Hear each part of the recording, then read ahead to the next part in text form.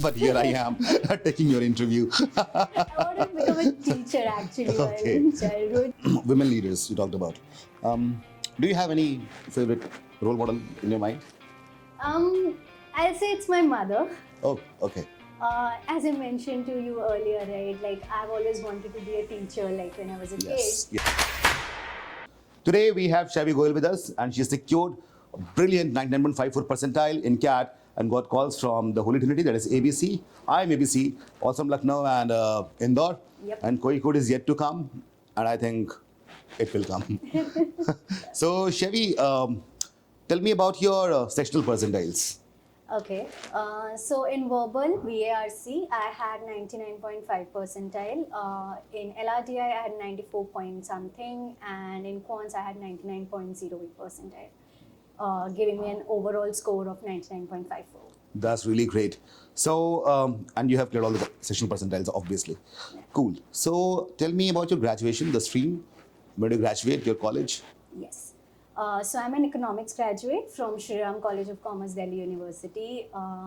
So ever since I did my 12th standard, I had a knack towards economics. I was all India rank 1 in my IC12 examinations. Oh, wow. So that's where the journey started. I went into SRCC, pursued economics honors, post which I joined American Express as a senior analyst. So that has been my journey. Okay. And how much works do you have? I have a work ex as of now of 2.5 years. 2.5 years. Yeah. So, when you applied for these the CAT applications, at that time it was 2 years, I think? Yep. Okay, that's great. And your academic profile, the 10th, 12th scores? That's right. So during my 10th standard, I had 95.6%. During my 12th standard, I had 99.75%. During my graduation, I had a GP of 9.3, and now the CAT percentage. All right. That's really great. There is a very important part I want to discuss. A lot of aspirants, they kind of juggle between work and preparation, which is very hard for them. So how did you manage it? So that's the tricky part. I agree to the challenges that comes with preparing while you are working full time. So basically, my work ex involved working around 8 to 9 hours daily, and alongside that, I used to manage time wherever possible. So I used to work on US timing. So during the early hours, I used to get up early, prepare, do certain quant questions that I used to set up for myself, that these were the number of questions that I want to do today. Come home, take some rest, prepare again. So one thing that I really liked about iQuanta was it's very friendly for working aspirants. We get recorded sessions, maybe live application classes. It is very easy to follow, even if you're not doing it at the time when it's happening, right? So that really helped me. And yeah, I mean, it's definitely a journey worth going through. And yeah, I had a good time. But the managing both these things, I think you are, where are you from? Where do you belong to? So I belong to Dhanbad, Jharkhand. Dhanbad. Yeah. And you are here probably living alone? Yes. Okay, so you might be cooking food on your own, or do you have so I'm domestic living help? alone, doing all my daily chores. So yeah. Oh, okay. So that is, quite, I would say, impressive. How many hours were you able to put in, like on a weekday? So on a weekday, roughly around 4 to 5 hours is what I used to aim for, which I used to like bifurcate between post-work and pre-work. And mostly I think it's not about the hours that matter, it's about the kind of concentration that you're putting in the limited set of time that you're Right. getting, right? And with quality resources at my hand, all thanks to you guys, it was easy for me to like prepare in the right direction, because many a times aspirants find themselves in like a situation wherein they're burdened with a lot of resources, but not all of them are very helpful for the right track, right? But at iQuanta, I got the resources that actually helped me. So my focus was not to hunt around for resources. I was Yeah. given ample resources. All I needed was to just sit and prepare. So in that sense, it really helped me. There are two aspects of your answers. First is when you said that it's not important how much time do you put, it's about concentration. So here, I think a lot of the people who are watching, even my live classes, in YouTube videos, I've said that a lot of times, that time management is something that is impossible. Right? People can't manage time. It's a temporal dimension. It's a kind of what you say. It's natural, and you can't control it, but you can manage your tasks. Yeah. That's what I feel. Right. Even I have been doing that. So it's like, let's say I want to finish. Let's say I want to, finish something with this plant. Okay, cutting the leaves and all that stuff. That's my task, and it takes me 1 hour, 2 hours. It's that is something I can't control, but I can control that. Okay, I can finish my task. Right. That is the most important part. The other thing is when you talked about the kind of resources that you obtain from iQuanta. The reason is that every year we keep on evolving. So like there are many features which you must have come across.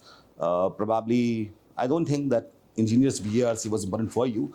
And what about QA? Was that something that you actually kind of looked at? Yep.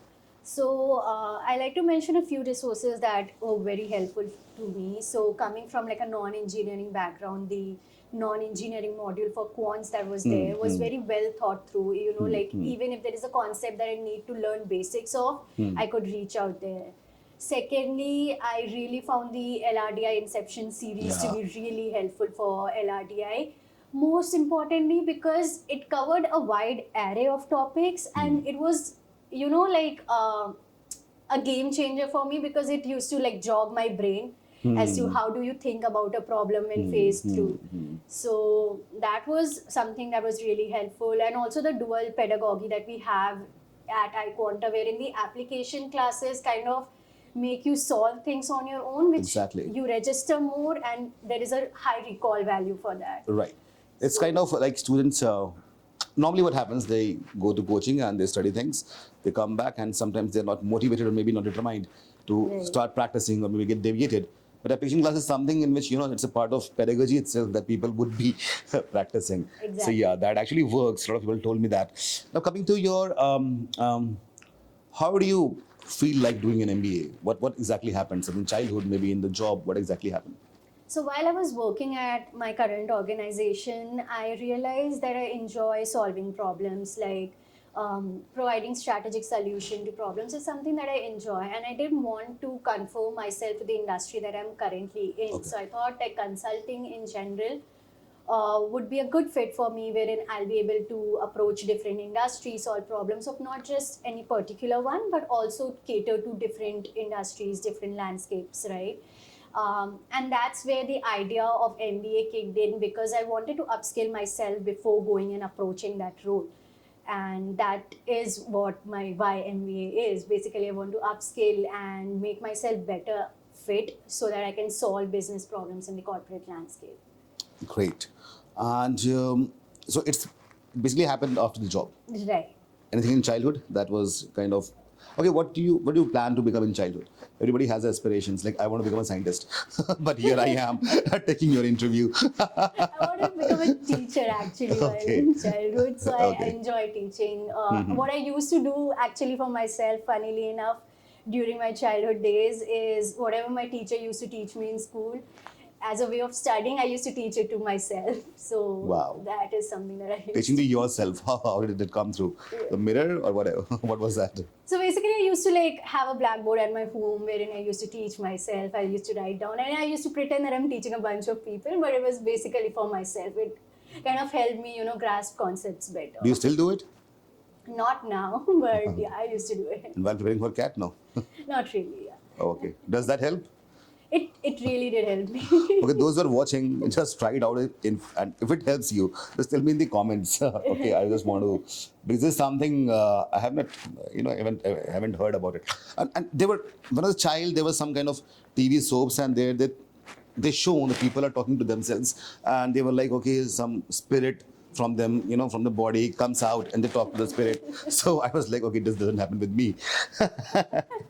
All right. Okay. So tell me, were there any deviations, hurdles in the preparation? I I'll say time management was the biggest one, because when you're working full time, it's actually upon you to stay motivated and stay disciplined throughout your journey. So I think that was the biggest hurdle, I would say, or the task at my hand, to keep myself motivated throughout the journey, and also disciplined, because it's very easy to lose track Right. when you have your focus being diverted into different things, right? So that was primarily one thing. And secondly, while you're preparing during your journey, you'll realize that there are certain sections that you're comfortable with. There are certain sections that you need to put in more efforts on. Right. So during the initial days of my journey, I tried to plan it in a way wherein I was focusing on all these sections. But as I came closer and closer to the day, I tried to start analyzing which are the sections I'm comfortable with, and which are the sections that I can probably make my strength, and which are the sections I need to work on and better myself, right? So, for example, in my case, VRC was something that I felt comfortable with, and I made it on myself that I'll make it my strongest section so that it can drive my percentile, while also focusing my efforts on preparing for quants more, because that is where I needed more preparation on.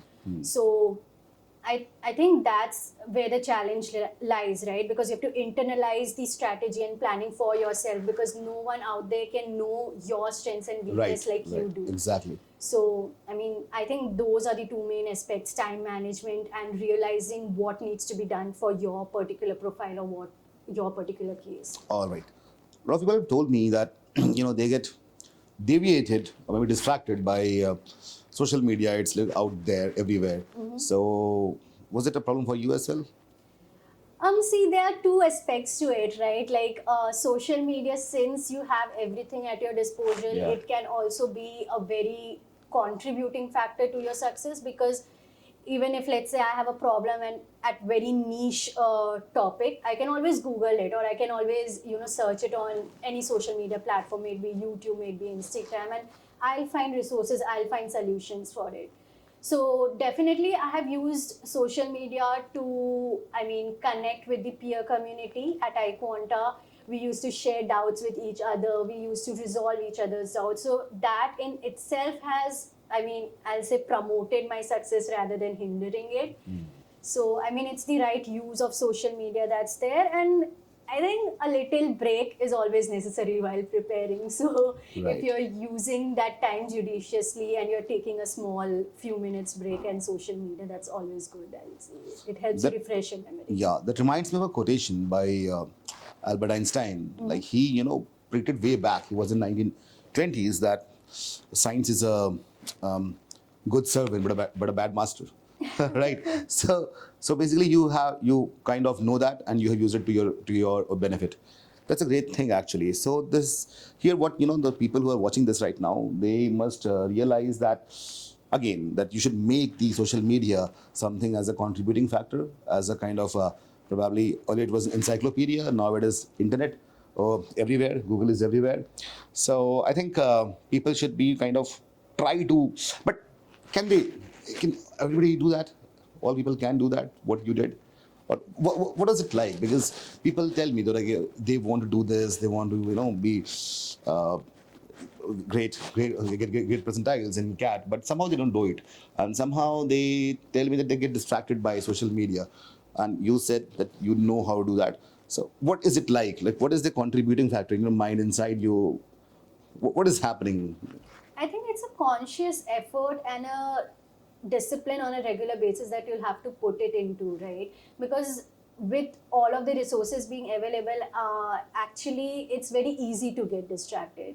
So I think it's something that only you can regulate it for yourself, wherein you are determined to the goal that you want to achieve, and if you deviate in a particular way, you're getting alienated from that particular goal. So it's kind of like a self-motivating and self-disciplining factor that comes in. It has to come it from within. And I also think that it also depends on the kind of community that you're a part of, because for example, on days that I used to be distracted, when I used to see iQuanta group, people were commenting their doubts, people were discussing certain topics. I used to feel, if others can do it, why not me, right? You always feel this sense of belonging, wherein you see others doing it and you're motivated to do it too. Right. So that also acts as a positive reinforcement. And that answers one of our, highly asked questions to us, that why do we connect classes on Facebook? So now you answered very correctly, shall we? See, the thing is, when it's Facebook, there's no limitation, no gateway to, people can just Right. enter and join that community where people can actually talk with the like-minded individuals. And the community has, of course, mentors are there. There are seniors, there are industrialists, there are businessmen, entrepreneurs, future aspirants, present aspirants. Right. So obviously that's a huge community, and that is the reason why we're on Facebook. The community biotic class is there. Okay, well, so as you said, your weakest, not the weakest, but most uncomfortable section was quant, right? And you watched that module, also the classes. But apart from that, was it something that you did extra apart from what we did at iQuanta? So something that I went an extra mile on was actually doing a rigorous revision. So basically everything that was taught to us, making sure that I'm at least, like remembering and taking that knowledge onto the exam center is what I made sure of. So regular practice is something that is very, very useful for quants.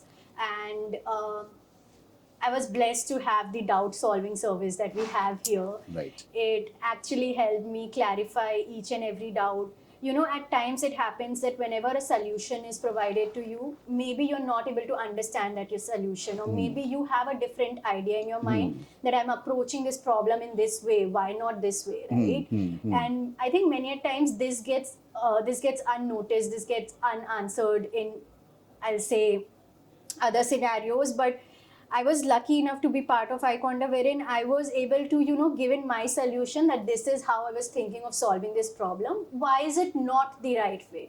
And sometimes knowing that why not this helps you understand why we are doing things in a certain way. And that was actually really helpful for my quants preparation, especially. Okay. The theory of contradiction, you know what not to do. Yeah, So automatically you will get to know what to do. Okay, that's great. What's your favorite feature? Is it doubt solving only? So my favorite feature would be the application classes and Okay. the doubt solving way. So, These two. All right. Doubt solving is obviously, from a student's point of view, I think that's also my favorite. Because I remember before iQuanta, when I was working somewhere else, and people wanted to ask some doubts, so they had to fill a form depending on my availability. Sometimes it took 2 days, 3 days, even a week. And by the time they came to me, the doubts were already solved. So, yeah, that is a great thing. Okay, how does a day of a CAT aspirant look like? You are a working aspirant, I know. So, obviously, you told it. But can you give the details of it, like when you wake up, when you sleep, and all that stuff? So for me particularly, my day used to start with me figuring out what things do I need to cover on that particular day. So I used to lay out a plan for me wherein if I'm targeting a certain, section of quants. Now, Like how do you do it? Like some Excel sheet on I the used to paper? have like an Excel tracker for me wherein Yeah. I had listed down the entire syllabus, and I used to make sure that I'm covering all of the topics as and when it happens. So basically, if you're working aspirant, it might happen, like it is hard to cover everything on a day-to-day basis. So I used to make sure that at least by the week end, whatever was covered in the week, I'm making sure that at least that part on my end is done, right? So for me, it used to be basically attending the live lectures in the morning, the recorded ones. I used to do that, and I used to do one application class. Then I used to go head to the office. When I used to come back, I used to actually revise what has been done. So that was something that worked out for me. So I think it's basically laying down a blueprint sort of in your mind as to what needs to be done at your end, which topics are you aiming to cover, and then going ahead and making sure that you're ticking those small achievements of yours every day, because that is what kept me motivated. Had I had a long backlog with me, I would have been demotivated further. I used Excel for analyzing that. Yeah. Being an analyst yourself. So okay. Okay. People can also use chart papers, Yep. paper and everything, pen. Okay, because there's something which people, ask me all the time, that how we should keep a track of things. Obviously, it's not in the mind. You have to put it down somewhere for a structured learning. Okay. So, where do you see yourself, like, once you complete your MBA? After that, let's say 5 years down the line, what are the future plans?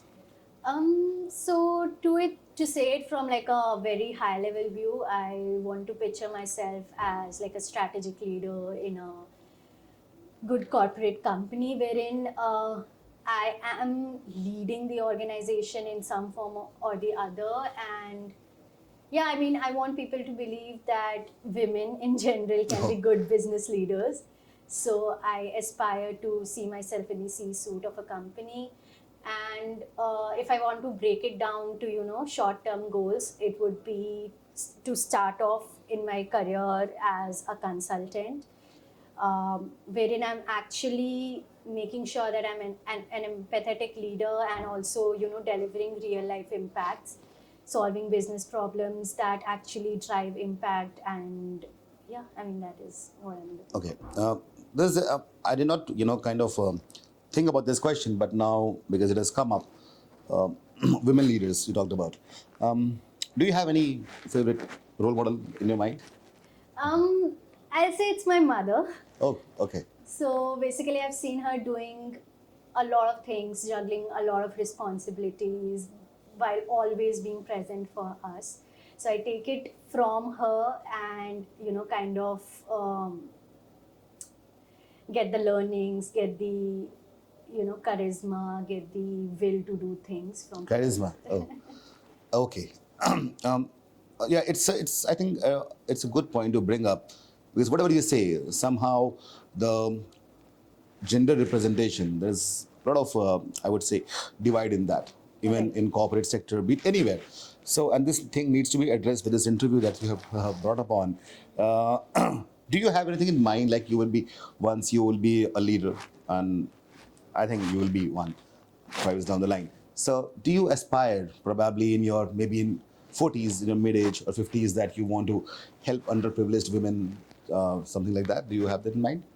Yep, definitely. So, as I mentioned to you earlier, right, like I've always wanted to be a teacher, like when I was a kid. Yes, yes. So, I mean, in some shape or form, I want to help students out there, especially girls, to actually be given the same opportunity in Right, terms of right, learning. right. So, I mean, I remember when I did my 12th standard, I had a virtual mentorship session organized wherein I shared whatever I learned so that people in my state, basically Jharkhand, and Which standard? so basically when I did my 12th standard, Okay. after the results and the success that I was fortunate enough to get, I wanted to make sure that I give it back to the community. So with the coaching institute that I was then part of, we had like a virtual mentorship session for Oh, the students to guide them in the right direction. And I even plan to do more such in future, wherein I can, like at least help students give them a direction, right? Like if someone wants to study, I don't want them to feel confused, or I don't want them to feel in a situation wherein they lack resources.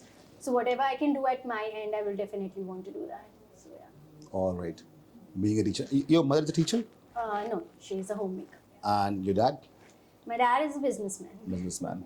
Comes from there as well? Business kind of thought? No? Yeah, definitely. All right, all right. So, anything that you want to give a guidance, maybe a tip or some strategic lesson to the future aspirants? So now you can, you're a part of it now. So the camera is all yours. Right. Um, so I'll just say one thing: be true to your journey, because if you're actually aiming for something, you will have to stay motivated and disciplined. And learning from my journey, I'll say make sure that you are, like focusing your efforts on all these sections specifically, because there are sectional cutoffs that you'll have to meet through to get into your dream colleges. So make sure that you are, strategizing well and planning well and making sure that you're putting efforts in the right place and in all these sections.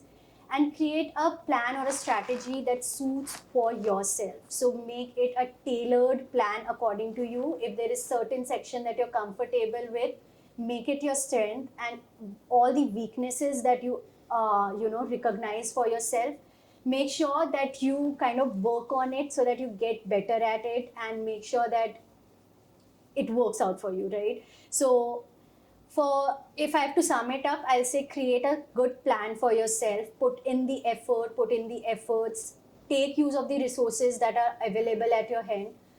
Don't feel afraid or don't feel shy to ask your doubts. There is no doubt that is silly. People at iQuanta are always there to solve the silliest of the doubt that you could have. I had mine share, No and I question is had got stupid. it. Only answers can be stupid, right? So Well, basically, get your doubts resolved.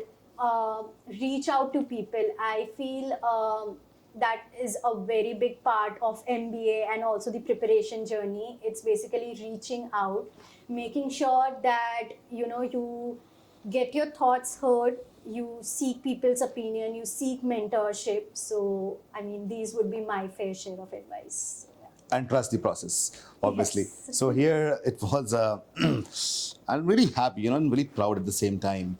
Happy as an interviewer to get so many insights and what I wanted people to, listen to. You have told that. And also, proud as a mentor, so that Xavi, really proud of you. You have done really well, and I hope you the best for your future. And also now personal interview, all these things are left, and we will correct same again for the same. Definitely. And hope the best. Thank you so much, sir. All the best. Thank you.